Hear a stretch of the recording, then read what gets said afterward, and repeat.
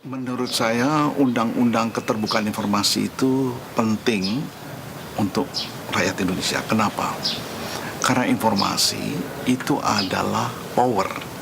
Nah, kalau rakyat memiliki informasi, dia punya power yang lebih besar. Tapi bukan power untuk yang macam-macam. Dia punya kuasa, dia bisa memberikan masukan, kritik atas kebijakan-kebijakan yang ada. Hal itu tidak akan terjadi kalau informasi itu semua di-pool dan tertutup.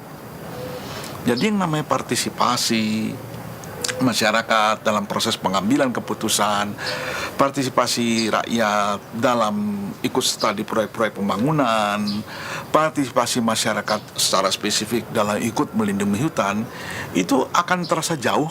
Kata-kata itu punya kaki atau dikatakan implementasi kalau masyarakat tidak tahu apa-apa. Dari awal kami sidang, mereka itu sangat pro dengan kita bahwa ini data publik. Tapi mulai dari sidang ke-6, ke-7, 5, 6, 7, mereka mulai mengulur-ulur waktu. Nah, mulai curiga kita ini kira-kira kayaknya sudah ada yang bermain di balik ini. Peraturan menteri nggak ada yang dipakai undang-undang persaingan usaha. Kenapa kita ingin masuk data itu? Kenapa kami ingin akses data ini? Karena berkaitan dengan hal-hal yang eksternalitas. Juga khawatir sebenarnya sama komisionernya ya.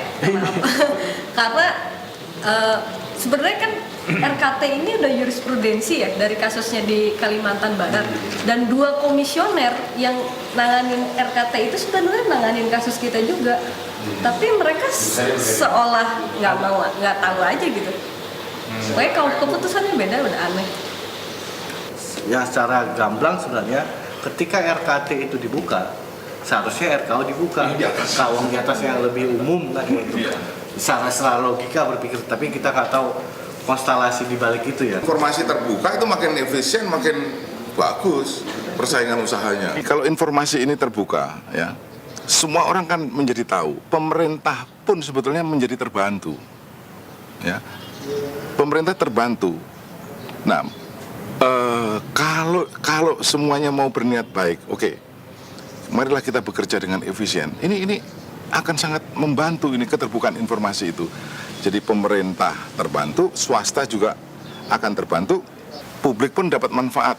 Oke, bisnis kita menjadi lebih efisien, menjadi lebih kompetitif. Kita bisa berkompetisi dengan negara lain. Ini selain dari uji reformasi kebijakan tadi, memang kita gunakan untuk monitoring deforestasi seperti moratorium, kemudian illegal logging, legalitas kayu dan seterusnya. Sebab kan yang ditembakkan kan datanya. Bukan. Kalau datanya ya kita ingin dapat data itu menggunakannya dengan legal gitu loh Pak. Ya. Data itu bisa kita dapat. Persoalannya kalau ini nggak legal nggak bisa kita gunakan. Kata presidennya jelek, kita repot juga ujungnya untuk perjuangan itu, untuk perbaikan itu gitu. Karena makanya harus disiapkan lebih baik lah. Syukur-syukur dimenangkan. Tapi kalau kalah memang presidennya pasti buruk. Semua data keutamaan pasti tertutup. Kan gitu loh. Dan itu lebih berat kan Pak.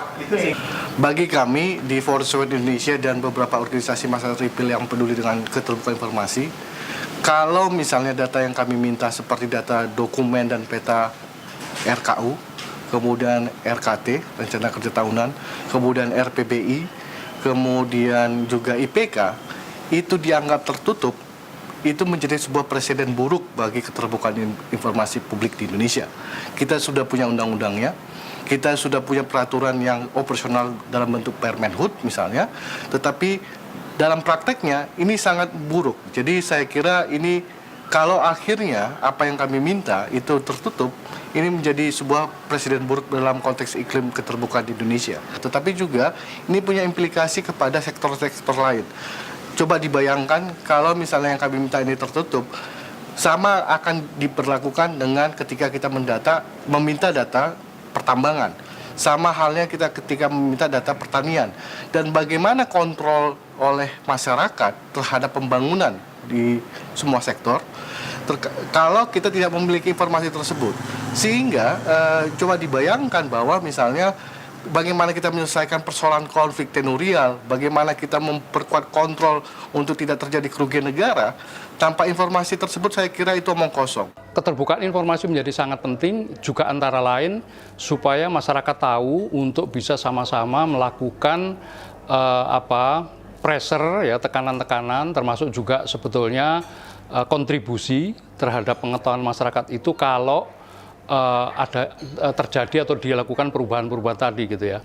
Nah, sehingga dalam konteks ini sebenarnya Gerakan Nasional Penyelamatan Sumber Daya Alam tidak bisa dilepaskan dari perbaikan sistem yang tujuannya adalah mengendalikan korupsi. Itu bagian dari program GNSDA tadi. Nah, di dalam melakukan kebijakan untuk mencegah korupsi itu antara lain adalah keterbukaan informasi.